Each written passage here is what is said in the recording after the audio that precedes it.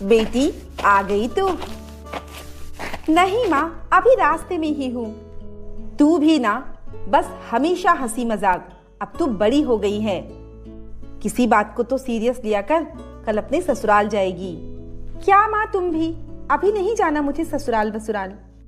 तेरे चाचा ने तेरे लिए एक बहुत अच्छा रिश्ता बताया है और मैंने और तेरे पापा ने उसे घर पर बुला लिया है। कल वो लोग आ रहे हैं तुझे देखने। नहीं माँ, अभी तुमने क्यों बुला लिया और मुझसे पूछा भी नहीं? माँ, मुझे अभी शादी नहीं करनी, मुझे पढ़ाई करनी है माँ, मुझे जॉब करनी है। पढ़ाई तो तू शादी के बाद भी कर सकती है। मुझे पता है, तू मेरी रानी बेटी है ना, तू शादी के लिए जरूर मान जाएगी। बहुत अच्छा लड़का है और उसकी जॉब भी है। लेकिन माँ, आपको मुझसे एक बार पूछना तो चाहिए था। मैं जानती थी बेटा कि तू जरूर मान जाएगी, तू हमारी बात नहीं काटेगी। अपनी माँ की बातें सुनकर रितिका गुस्से से अपने कमरे में चली जाती है। अगले दिन लड़के वाले आते हैं। अरे बहन जी, अब लड़की को बुलाओ। हाँ हाँ बहन जी, अभी बुलाती हूँ। बहन जी, आपकी लड़की तो बहुत सुंदर है।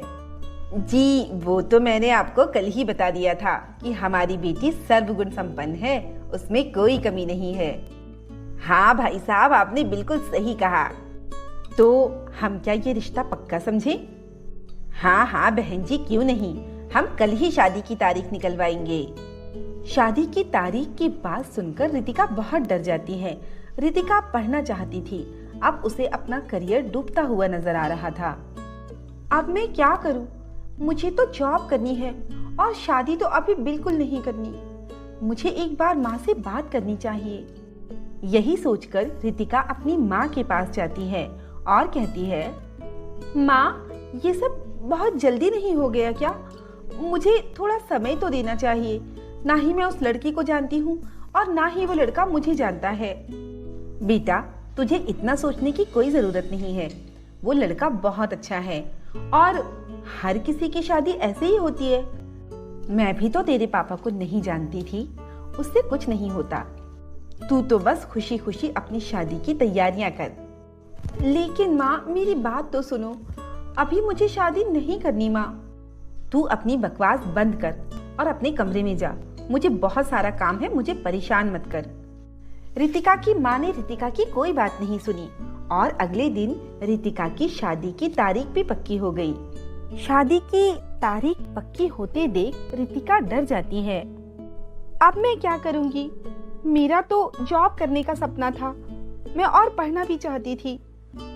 माँ ने इतनी जल्दी जल्दी सब कुछ तय कर दिया कि मुझे सोचने का मौका ही नहीं मिला। उधर रितिका की माँ उसे बताती है कि उसकी अगले महीने की शादी की डेट निकल गई है। अगले महीने? माँ, इतनी जल्दी?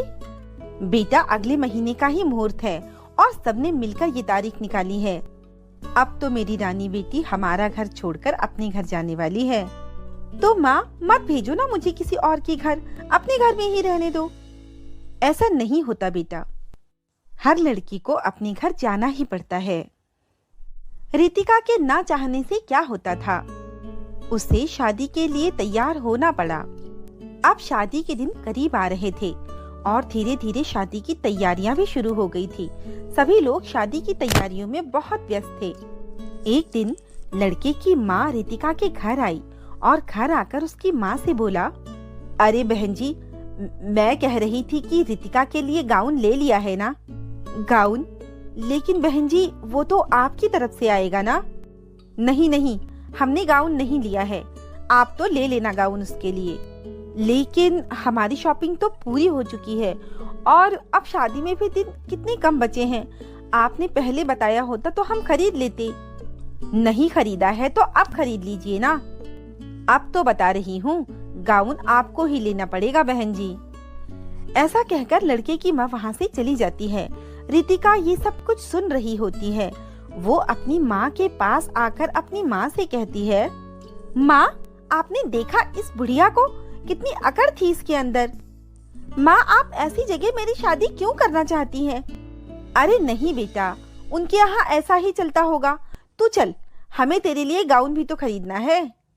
अगले दिन दोनों गाउन लेने के लिए निकल रहे होते हैं, लेकिन अचानक तेज बारिश होने की वजह से वो घर से बाहर नहीं जा पाते। अरे बेटा, आज तो काम कर कर के मैं थक गई। शादी की लगभग सारी तैयारियां हो चुकी है, बस ये तेरा गाउन ही लेना रह गया है। लेकिन ये बारिश भी ना। कोई बात नहीं माँ, हम कल चल लेंगे। अरे देख बेटा, न्यूज में दिखा रहा है कि तेज बारिश के कारण सारी दुकानें बंद रहेंगी। अब हम गाउन कहाँ से लेंगे? आप इतनी चिंता मत करो माँ, कुछ ना कुछ तो हो ही जाएगा। शादी नजदीक आ गई, लेकिन रितिका के लिए कोई गाउन नहीं मिल पाया। शादी की एक रात पहले घर में सभी लोग बहुत परेशान थे। तभी अचानक एक औरत आती है और कहती है, मुझे गाउन सिलना बहुत अच्छी तरह आता है। मैं रितिका के लिए एक बहुत अच्छी गाउन सिल सकती हूँ। कृपया मुझे जगह बताइए। क्या सचमुच आप मेरे लिए गाउन सिल सकती हैं? लेकिन आप हैं कौन? वो सब मैं बाद में बताऊंगी।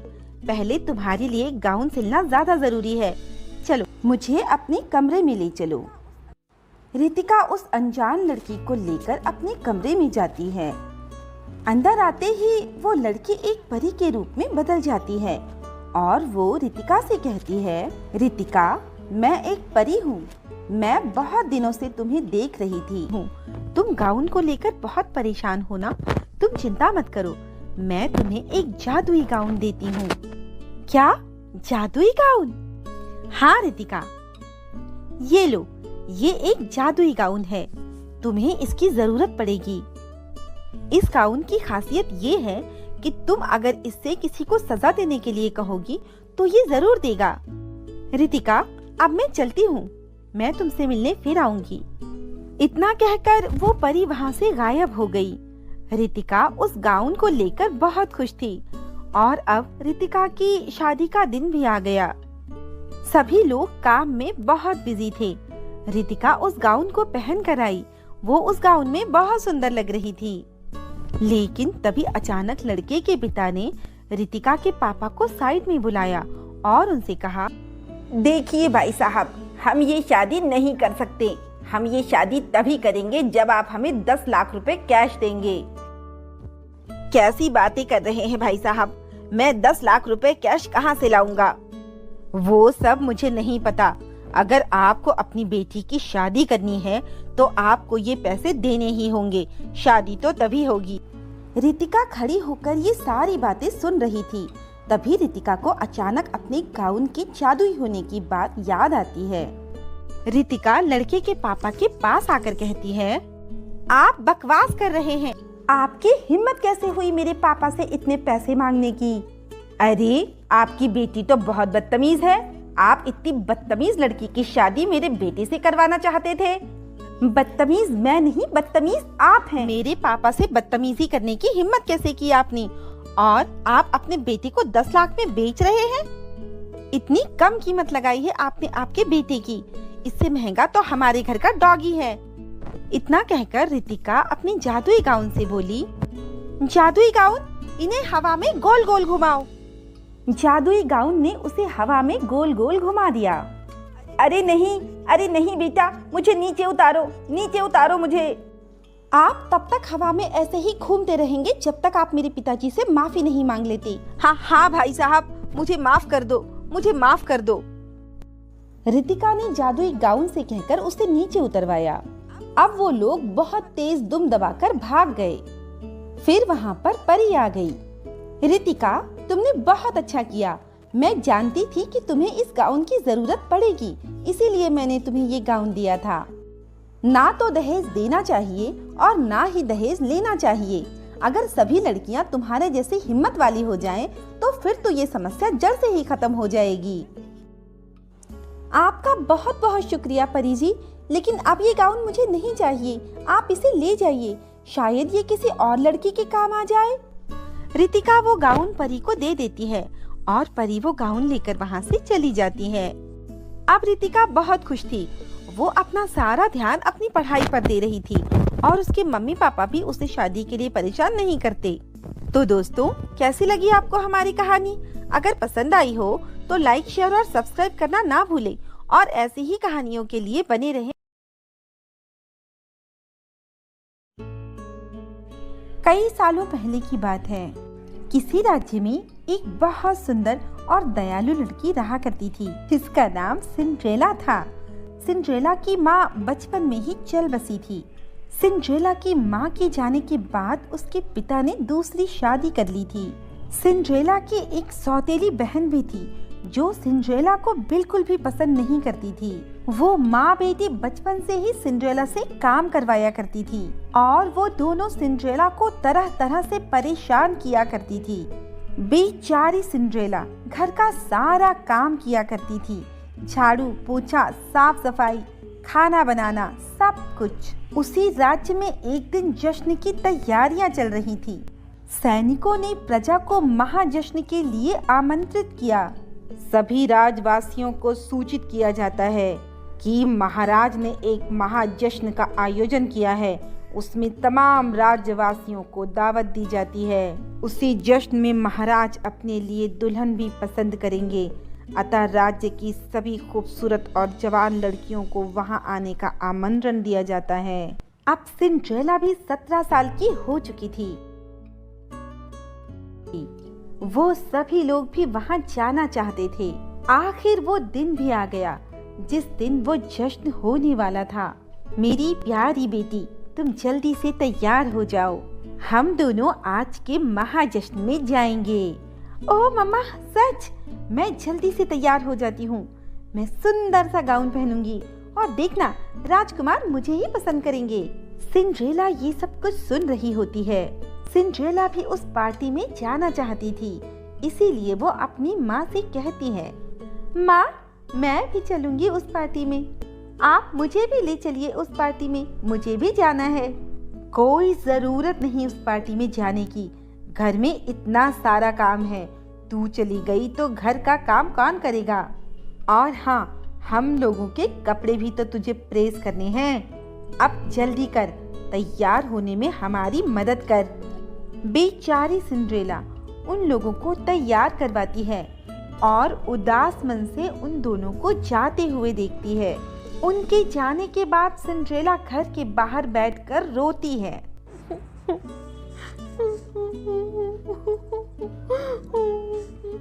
मुझे भी उस पार्टी में जाना था, लेकिन माँ मुझे लेकर नहीं गई। माँ तुम क्यों चली गई? माँ तुम क्यों चली गई? आज तुम होती तो मैं भी पार्टी में जाती ना। वहीं ऊपर से नील परी गुजर रही थी। सिंड्रेला का रोना सुनकर नील परी को उस पर बहुत दया आई। नील परी सिंड्रेला के सामने आई और सामने आकर बोली, सिंड्रेला, सिंड्रेला, तुम्हें इस तरह रोना नहीं चाहिए। सिंड्रेला, आप कौन है? मैं परी नील हूँ। मैं यहाँ से गुजर रही थी, मैंने तुम्हारा रोना सुना। मैं जानती हूँ कि तुम्हारी माँ और सौतेली बहन तुम्हारे साथ अच्छा व्यवहार नहीं करती। तुम जश्न में जाना चाहती हो ना? कोई बात नहीं, अगर वो तुम्हें लेकर नहीं गई तो क्या हुआ, मैं तुम्हें भेजूंगी। हाँ, लेकिन मैं कैसे जा सकती हूँ? मेरे कपड़े भी फटे हुए हैं और पैरों में चप्पल तक नहीं है। कोई बात नहीं सिंड्रेला, थोड़ी सी जादू और थोड़े से विश्वास से सब कुछ हो जाएगा। परी ने सिंड्रेला पे अपना जादू चलाया और उसके फटे पुराने कपड़े एक खूबसूरत गाउन में बदल गए। परी ने सिंड्रेला के पैरों में जगमगाती जूतियां पहना दी जो कांच की थी। अरे वाह, मैं तो बहुत खूबसूरत लग रही हूँ। अब मैं भी जश्न में जा सकती हूँ, लेकिन मैं जाऊंगी कैसे? मेरे पास तो कोई सवारी नहीं है। परी ने देखा कि वहाँ एक कद्दू रखा है और कुछ चूहे कद्दू के पास खेल रहे हैं। परी ने अपने जादू से उनमें से एक चूहे को घोड़ा बना दिया और एक चूहे को रथ चालक बना दिया और वहाँ पड़े कद्दू को एक गाड़ी में बदल दिया। ये सब देखकर सिंड्रेला बहुत खुश थी। सिंड्रेला, अब तुम जा सकती हो, लेकिन याद रखना ये जादू सिर्फ रात के 12 बजे तक ही है। तुम्हें रात के 12 बजे से पहले पहले घर लौट आना है, वरना ये सब कुछ अपनी असली सूरत में आ जाएगा। हाँ परी नील, बिल्कुल, मैं 12 बजे से पहले ही वापस आ जाऊंगी। इतना कहकर सिंड्रेला तेजी से वहाँ से जश्न की ओर निकल जाती है। जैसे ही सिंड्रेला राजकुमार के जश्न में आती है, सभी लोगों की नजर खूबसूरत लग रही सिंड्रेला पर जाती है। राजकुमार ने जैसे ही सिंड्रेला को देखा, बस देखता ही रह गया। वो सिंड्रेला के पास आकर बोला, क्या तुम मेरे साथ डांस करोगी? ओह हाँ बिल्कुल, क्यों नहीं। सिंड्रेला की सौतेली माँ बहनें भी सिंड्रेला को देखती रह गई और वो उसे पहचान ही नहीं पाई।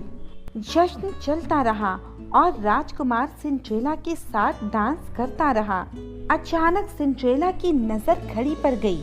उसने देखा कि 12 बजने वाले हैं। सिंड्रेला को परी की बात याद आ गई और वो राजकुमार से अपना हाथ छुड़ाकर भागी। रुको रुको! राजकुमार सिंड्रेला को रोकता रहा, लेकिन सिंड्रेला ना रुकी और जल्दी में भागते हुए सिंड्रेला का एक कांच का जूता वहीं छूट गया। सिंड्रेला अपनी गाड़ी में बैठकर वापस आ चुकी थी और रात के पूरे 12 बज चुके थे। सिंड्रेला की गाड़ी वापस कद्दू में बदल गई और रथ सवार वापस चूहे में बदल गया। थोड़ी ही देर बाद सिंड्रेला की माँ और बहन भी वापस आ गई। उन्हें कुछ पता नहीं चला कि सिंड्रेला जश्न में जाकर लौट आई है। राजकुमार को सिंड्रेला से प्यार हो गया था। वो उसकी यादों में खोया रहता था। राजकुमार को सिंड्रेला का नाम भी नहीं पता था। वो सोचने लगा कि आखिर वो सिंड्रेला को कैसे ढूंढे। तभी राजकुमार को याद आया कि सिंड्रेला की शीशे की जूती उसके पास है। राजकुमार ने सिंड्रेला की जूती उठाई और कहा, मैं उसको ढूंढ के रहूंगा। जिस लड़की का पैर भी इस जूते में आ जाएगा, वही मेरी रानी बनेगी। अगले दिन से राजकुमार और उसके सेवक उस लड़की की तलाश में निकल पड़े। राजकुमार के सैनिकों ने सभी लड़कियों को वहां बुलाया और जूते पहनाने की कोशिश की, लेकिन किसी भी लड़की का पैर उस जूती में नहीं आया। अंत में सिंड्रेला की बहन ने भी उस जूती में पैर डालने की कोशिश की, लेकिन उनका पैर उस जूती में नहीं आ पाया। सिंड्रेला ने अपनी सौतेली माँ से कहा, माँ, क्या मैं भी कोशिश करूँ उस जूती में अपने पैर डालने की? कोई जरूरत नहीं है, तुम्हें तो कमरे में बंद ही रहना चाहिए। बाहर आने की कोशिश मत करना, समझी? सिंड्रेला अकेली रो रही थी। उसे समझ नहीं आ रहा था कि वो क्या करे। अचानक से राजकुमार ने सिंड्रेला की रोने की आवाज सुनी और आवाज सुनकर उसने सिंड्रेला की सौतेली माँ से पूछा, ये किसके रोने की आवाज है? क्या घर में कोई और भी है? नहीं नहीं राजकुमार, वो तो हमारी काम वाली है। मैंने उसे बंद कर रखा है। मैं उससे मिलना चाहूँगा। सैनिकों, उसे लेकर आओ मेरे सामने। राजकुमार की सैनिक सिंड्रेला को बाहर निकालकर उसके सामने ले आए। ये सब देखकर सिंड्रेला की सौतेली बहन ने जूती को गिराकर तोड़ दिया। ये क्या किया तुमने? जूती कैसे तोड़ दी? अब मैं ये कैसे देखूंगा कि मेरी होने वाली राजकुमारी कहाँ है? वो मुझसे धोखे से टूट गई। तभी सिंड्रेला बोली, कोई बात नहीं राजकुमार, उसकी दूसरी जूती मेरे पैरों में है, आप देख सकते हैं। राजकुमार ने उसी का दूसरा जूता सिंड्रेला के पैरों में देखा और वो बहुत खुश हुआ। सिंड्रेला, क्या तुम मुझसे शादी करोगी? सिंड्रेला ने खुशी से हाँ में सर हिलाया और वो राजकुमार के साथ चली गई। तो दोस्तों, कैसी लगी आपको हमारी कहानी? अगर पसंद आई हो तो लाइक, शेयर और सब्सक्राइब करना ना भूलें और ऐसी ही कहानियाँ देखने के लिए बने रहे हमारे चैनल।